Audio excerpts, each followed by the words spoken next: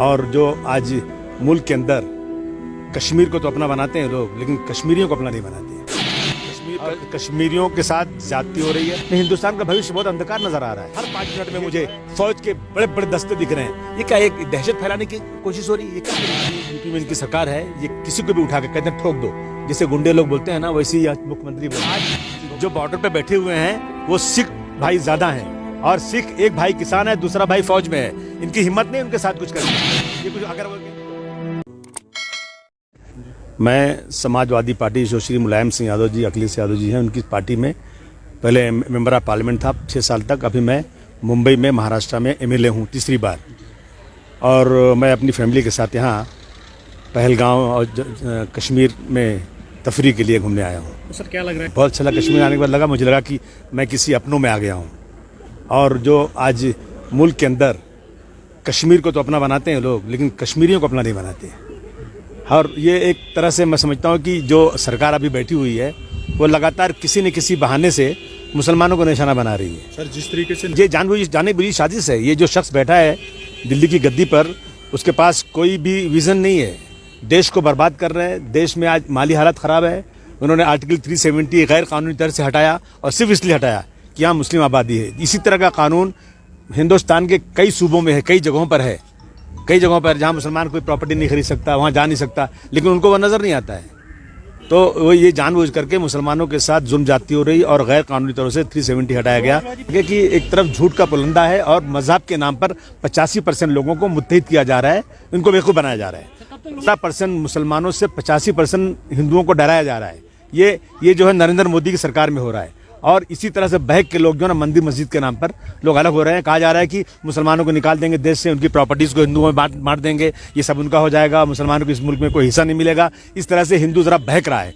लेकिन एक तरफ से प्रचार चल रहा है मुसलमानों के खिलाफ। हम सबको मिल करके उन हिंदुओं के साथ भाईचारगी का पैगाम दे करके इनके प्रचार को झूठ साबित करने की ज़रूरत है। हिंदुस्तान का भविष्य कहाँ जा रहा है? नहीं, हिंदुस्तान का भविष्य बहुत अंधकार नज़र आ रहा है। ये जो है, ये सरकार जो है चंद कारपोरेट को बढ़ाना चाहती है, और इस मुल्क से गरीबी नहीं बल्कि गरीबों को ख़त्म कर देना चाहती है। लेकिन आज जो बॉर्डर पे बैठे हुए हैं वो सिख भाई ज़्यादा हैं, और सिख एक भाई किसान है, दूसरा भाई फौज में है। इनकी हिम्मत नहीं उनके साथ कुछ करने की।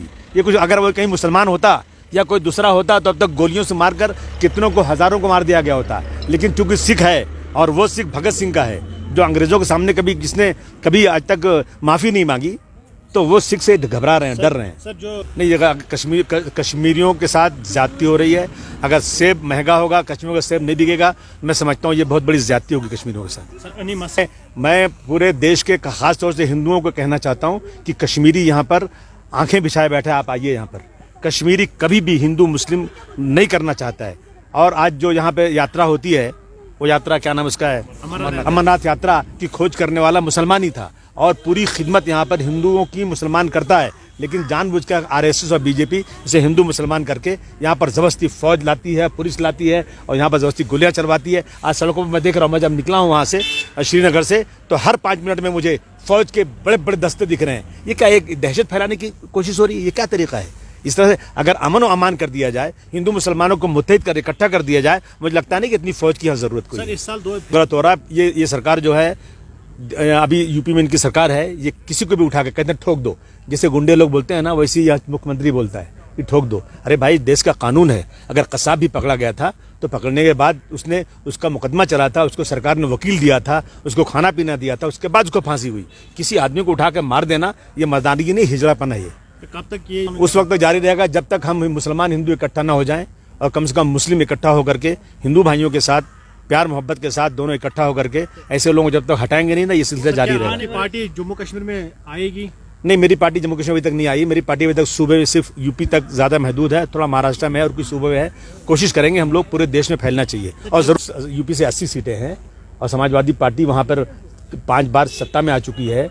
लेकिन मोदी जी इतने बड़े झूठे इंसान हैं कि इन्होंने आकर कह दिया कि समाजवादी पार्टी की सरकार में रमज़ान में बिजली आती है और दिवाली में नहीं आती। समाजवादी पार्टी सरकार सिर्फ मुसलमानों को कब्रिस्तान बनाती है, हिंदू भाइयों के लिए शमशान नहीं बनाती। ये सब चीज़ें गलत फहमी फैला करके कोई टपोरी आदमी सड़क पर बोलता ना तो लगता है झूठ बोल रहा है, प्रधानमंत्री बोल रहा है। ऐसी चीज़ें करके गैर मुस्लिमों में एक गलत फहमी फैला करके सत्ता में आई है। मुझे लगता नहीं कि ये कागज़ की नौब बहुत दिन चलने वाली है। इंशाल्लाह तब्दीली होगी और यूपी में समाजवादी पार्टी की सरकार ज़रूर आएगी। इस्लाम केराना यूट्यूब चैनल।